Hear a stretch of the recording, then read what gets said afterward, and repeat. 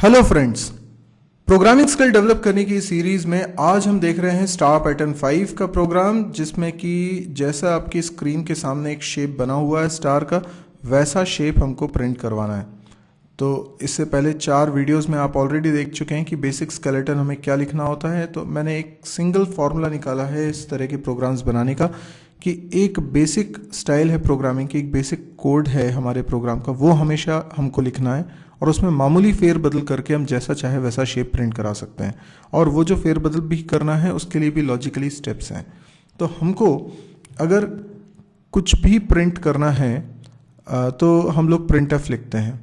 तो जब हम प्रोग्राम बनाएंगे तो डेफिनेटली हम लोग इसमें printf लिखने वाले हैं। तो जैसे मुझे स्टार प्रिंट करना है तो मुझे क्या करना है, printf। मैं आपको ब्रीफ कर रहा हूँ कि स्केलेटन कैसे बनेगा। स्केलेटन आपको याद है तो बहुत अच्छी बात है, पर मैं आपको एक बार रिकॉल करा देता हूँ स्केलेटन कैसे बनता है। तो देखिए, printf में अगर स्टार लिख देंगे तो स्क्रीन पे क्या प्रिंट हो जाएगा, स्टार प्रिंट हो जाएगा। पर मुझे एक स्टार नहीं प्रिंट करना है, मुझे काफ़ी सारे स्टार प्रिंट करना है। तो मुझे किस तरीके से प्रोग्राम को बनाना स्टार्ट करना चाहिए, तो टिप याद रखिएगा, आपको 4 स्टेप में पूरा प्रोग्राम बनाना है। 4 स्टेप करेंगे पूरा प्रोग्राम बन जाएगा। पहली स्टेप क्या है, आप अपनी कॉपी पे पहले वो शेप बना लीजिए जो कि जिसका आपको प्रोग्राम बनाना है, जो आपको आउटपुट में चाहिए। पहली स्टेप नंबर 1 जो आपको करनी है, आपको ये शेप बनाकर उस पर लाइंस ड्रॉ करनी है। ये आपकी स्टेप नंबर 1 कहलाएगी।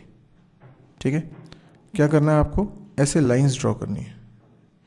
ये हॉरिजॉन्टल लाइन है इस तरीके से, और इसी तरीके से हमको वर्टिकल लाइंस भी बनानी है।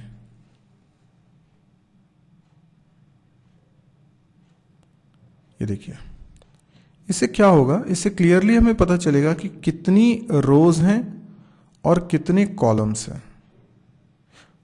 और पूरा शेप अब हमको एक ट्रायंगल नहीं, एक रेक्टेंगल की तरह नजर आ रहा है। हम ये कह सकते हैं कि ये एक रेक्टेंगल है जिसमें बहुत सारी लोकेशंस हैं, जहां पे कुछ जगह पर तो स्टार प्रिंट हो रहा है और बची हुई जगह पे स्पेस प्रिंट हो रहा है। कितनी रोज हैं, तो हम यहां पे नंबरिंग करते हैं 1 2 3 4 5, तो 5 रोज हैं।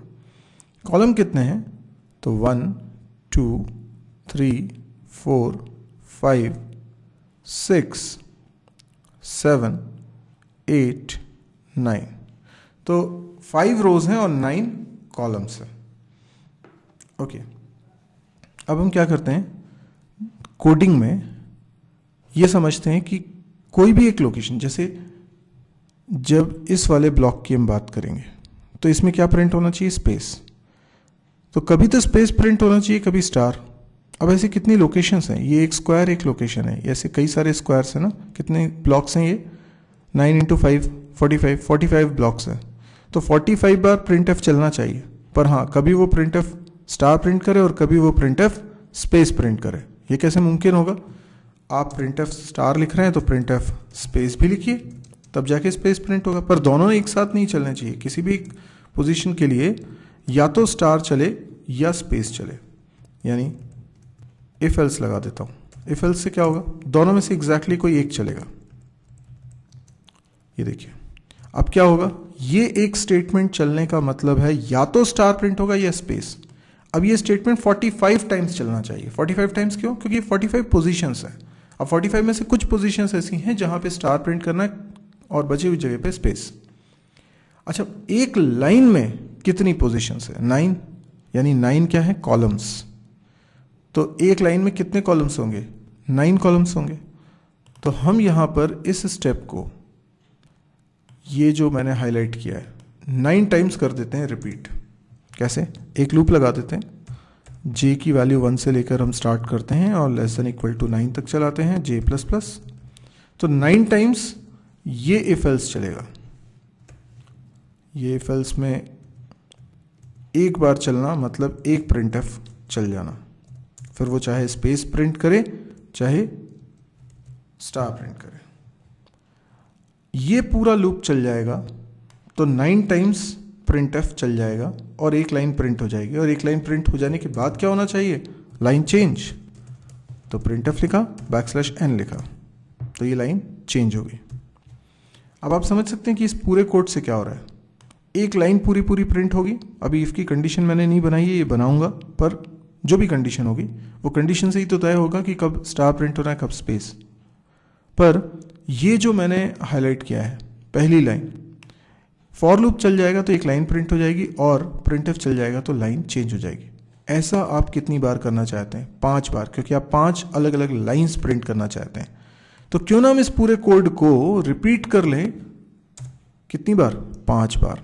तो मैंने एक और फॉर लूप लगाया जिसमें वेरिएबल आई ले लेता हूं, आई की value less than equal to 5 तक जाएगी और आई प्लस प्लस। ये इस बाहर वाले फॉर लूप की बॉडी रहेगी और ये सब इसके अंदर।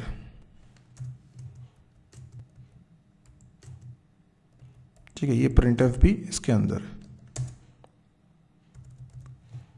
तो आप देख सकते हैं कि बाहर वाले फॉर लूप के अंदर 2 लाइंस लिखी हैं। पहली लाइन ये फॉर लूप और दूसरी लाइन ये प्रिंटफ। तो फॉर लूप चल जाता है तो एक लाइन प्रिंट हो जाती है, और प्रिंटफ चल जाता है तो लाइन चेंज हो जाती है। आई की वैल्यू डिनोट करती है रो नंबर्स। तो यहां जो आई की वैल्यूज हैं ये बेसिकली क्या है? रो नंबर्स। और ये जो ऊपर वैल्यूज लिखी हैं किसकी हैं? जे की, तो ये कॉलम नंबर्स। अब हमको करना है स्टेप नंबर 2। देखिए, स्टेप नंबर 1 में हमने ये डायग्राम बना लिया और इससे हमारे बेसिक स्केलेटन में हमें मदद मिली कि लूप कितनी बार चलाना है। ऑब्वियसली बात है कि आई और जे यूज़ कर रहा हूँ तो मैं पहले इनको डिक्लेयर भी करूँगा, ठीक है ना। तो ये हमारे को प्रोग्राम हमेशा ऐसा ही बनाना होता है, यही है हमारे प्रोग्राम का बेसिक स्केलेटन। हाँ, इस जगह पर 5 आएगा या कुछ और आएगा, इस जगह पे 9 आएगा या कुछ और आएगा, ये सब कुछ डिपेंड करता है शेप पे। और ये पहली वाली स्टेप से आपको क्लियरली पता चल जाता है कि आई की कितनी वैल्यूज़ हैं? 5, जे की कितनी वैल्यूज़ हैं? 9। तो इस तरीके से हमें पता चल जाता है। तो जो हमें यहाँ से पता चल रहा है हमें उसके हिसाब से यहाँ पे लूप लगाना है, तो वो सिंपल है। पर इफ़ की कंडीशन में क्या लिखना है, यही सबसे इंपॉर्टेंट है, क्योंकि ये कंडीशन जब ट्रू होगी तभी स्टार प्रिंट होगा। तो कंडीशन ट्रू कब होनी चाहिए? जब हमें स्टार प्रिंट कराना है। अब स्टार जिस पोजीशन पे प्रिंट कराना है वो पोजीशन आई और जे की वैल्यूज़ के कॉम्बिनेशन से यूनिकली आइडेंटिफाई होती है। मतलब आई और जे की पर्टिकुलर वैल्यूज़ अगर हम बोलें तो हम किसी एक पोजीशन की बात कर रहे होंगे। जैसे आई की वैल्यू 2 है और जे की वैल्यू 5 है, तो I am talking about this particular square. इसी तरीके से अगर मैं बोलता हूँ आई की वैल्यू 4 है और जे की वैल्यू 3 है, तो आई की वैल्यू 4 और जे की value 3, I am talking about this star. तो ऐसे करके हर पोजीशन को आई और जे की वैल्यू से यूनिकली आइडेंटिफाई किया जा सकता है। तो स्टेप नंबर 2 में हमें करना यह है कि आई और जे की वैल्यूज लिखनी है। आई और जे की ऐसी वैल्यूज लिखिए जिसपे कि स्टार प्रिंट होना है, यानी वो कॉम्बिनेशन लिखिए। तो आई की वैल्यू अगर 1 है तो जे की वैल्यू क्या होनी चाहिए? जे की वैल्यू होनी चाहिए 5। आई की वैल्यू अगर 2 है, देखिए आई 1 है तो जे की वैल्यू अगर 5 होगी तो ही स्टार प्रिंट होना है, और तो कभी नहीं होना है, इसलिए मैंने ऐसा लिखा है। और आई की वैल्यू 2 है अगर, तो जे की वैल्यू 4, 5 या 6 में से कुछ होनी चाहिए। अगर आई की वैल्यू 3 है तो जे की वैल्यू होगी 2, 3, सॉरी, और मैंने गलत लिख दिया, 3, 4, 3, 4, 5, 6 एंड 7। आप देख सकते हैं जब आई की वैल्यू 3 है तो यहाँ पर 3 से लेके 7 तक सभी पे स्टार प्रिंट हो रहा है। इसी तरीके से अगर आई की वैल्यू 4 है तो जे की वैल्यू हो जाएगी 2, 3, 4, 5, 6, 7, 8। ओके, और जब आई की वैल्यू 5 है तो जे की वैल्यू हो जाएगी 1, 2, 3, 4, 5, 6, 7, 8 एंड 9।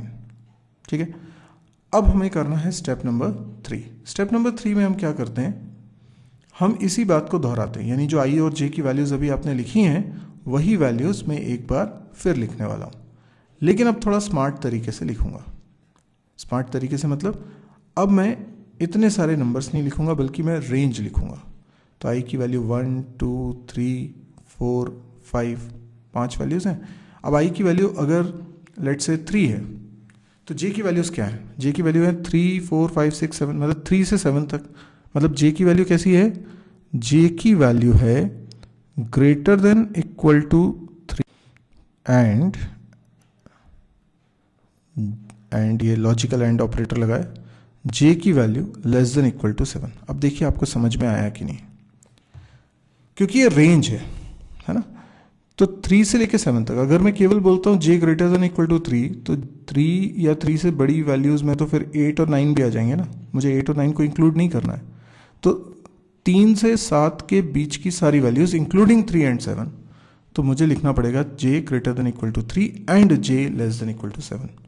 तो ये वो रेंज है जो जे की वैल्यूज़ है जिस पर कंडीशन ट्रू होनी चाहिए। तो आई की वैल्यू अगर 3 है तो जे की क्या पॉसिबल वैल्यूज होंगी 3 से 7 तक। ऐसे ही आई की वैल्यू अगर 2 है तो जे की वैल्यू क्या होनी चाहिए, जे की वैल्यू होनी चाहिए greater than equal to 4 and J की value less than equal to 6। और आई की वैल्यू 1 है तो जे की वैल्यू ग्रेटर देन, एक पैटर्न को समझिए जिस पैटर्न में लिख रहा हूं मैं, जैसे यहां लिख रहा हूं ना वैसे ही हर स्टेप में लिखूंगा, क्योंकि हर स्टेप में एक जैसा नहीं होगा तो हम जनरलाइज नहीं कर पाएंगे। जे लेस देन इक्वल टू 5। अब देखिए ये अजीब लग रहा होगा कि ग्रेटर देन इक्वल टू 5 और लेस देन इक्वल टू 5, आप जे इक्वल्स टू 5 भी तो लिख सकते थे, पर मैंने कहा हर स्टेप एक जैसी दिखनी चाहिए तब आप जनरलाइज कर पाएंगे। तो मैंने लिखा जे ग्रेटर देन इक्वल टू 5, यानी 5 या 5 से बड़ी, और इसका मतलब क्या है 5 या 5 से छोटी। तो एक्चुअल में केवल 5 ही सेटिस्फाई करेगा, जे की वैल्यू 5 होगी तभी ये दोनों ट्रू रहेंगे। ऐसे ही जब आई की वैल्यू 4 है तो जे की वैल्यू हम लिखेंगे greater than equal to 2 and J की value less than equal to 8। ठीक है। ऐसे ही जे की value greater than equal to 1 जब आई 5 है तब, J less than equal to 9। अब आखिरी स्टेप जिसमें हमें करना है इसको जनरलाइज, तो स्टेप नंबर 4, ये जो लिख रहे हैं ना जे ग्रेटर देन इक्वल टू, ये वाली पूरी स्टेप दोबारा लिखिए पर जनरलाइज करते हुए, यानी J greater than equal to, यहां पे आपको सोचना है क्या लिखें, और फिर and J less than equal to, और यहां सोचना है क्या लिखें। यही आपका सबसे क्रिटिकल पार्ट होगा सोचने में। तो आप देख सकते हैं यहाँ पर j ग्रेटर इक्वल टू 5 है, फिर 4 है, फिर 3 है, फिर 2 है, फिर 1। आई की वैल्यू पे डिपेंड कर रहा है। आई 1 है तो 5 आएगा, आई 2 है तो 4 आएगा। तो क्या लिख सकते हैं, हम लिख सकते हैं 6 माइनस आई इस जगह पे। तो जैसे आई 1 रखेंगे तो ये 5 हो जाएगा, आई 2 रखेंगे तो 4 हो जाएगा, यही तो हम चाहते हैं यहाँ। और यहाँ पे क्या लिखें, देखिए आई 1 है तो 5 होना चाहिए, 2 है तो 6 होना चाहिए, आई 3 है तो 7 होना चाहिए, एक एक करके बढ़ रहा है ये। तो हम लिखें 4 प्लस आई। देखिए आई की वैल्यू 1 है तो ये 5 हो जाएगा, और आई की वैल्यू 2 है तो ये 6 हो जाएगा। बस यही हमको करना था। अब हम ये लिख देते हैं J greater than equal to 6 minus I. तो यहाँ इफ कंडीशन में लिख रहा हूँ J greater than equal to 6 minus I and J less than equal to 4 plus I. देखिए हमारा प्रोग्राम बन गया है, बिल्कुल परफेक्टली बन चुका है। अब इसको मैं रन कर रहा हूँ, देखिए आउटपुट क्या आ रहा है, वही जो हमने सोचा था शेप। तो देखिए कितना इजी है, कुछ भी मुश्किल नहीं है। आपको स्केलेटन समझ में आना चाहिए। आप मेरे सारे स्टार पैटर्न वाले प्रोग्राम्स देखिए, सभी में समझाया गया। आप इसको अच्छे से समझ लीजिए कि ये कहाँ चेंजेस करने होते हैं, ये वो जगह जहाँ चेंजेस करने हैं, ठीक है ना। अब अगर मान लो इसको जनरलाइज भी करना हो तो बहुत इजीली हम इसको जनरलाइज भी कर सकते हैं, मतलब हम नंबर ऑफ रोज भी यूज़र से पूछें ऐसा भी कर सकते हैं। पर ठीक है, वो किसी और वीडियो में मैं बताऊँगा। अभी फ़िलहाल अगर ये वीडियो पसंद आया है तो आप इसको लाइक करिए, और यदि आपको ऐसा लगता है कि इस तरह के और वीडियोस देखने में आप इंटरेस्टेड हैं तो आप इस चैनल को ज़रूर सब्सक्राइब करिए। आप चैनल को सब्सक्राइब करते हैं तो जैसे ही कोई वीडियो मैं अपलोड करता हूँ उसकी जानकारी आपको मिल जाती है। इसके अलावा आप मेरी वेबसाइट को ज़रूर से विजिट करिएगा www.mysirji.com।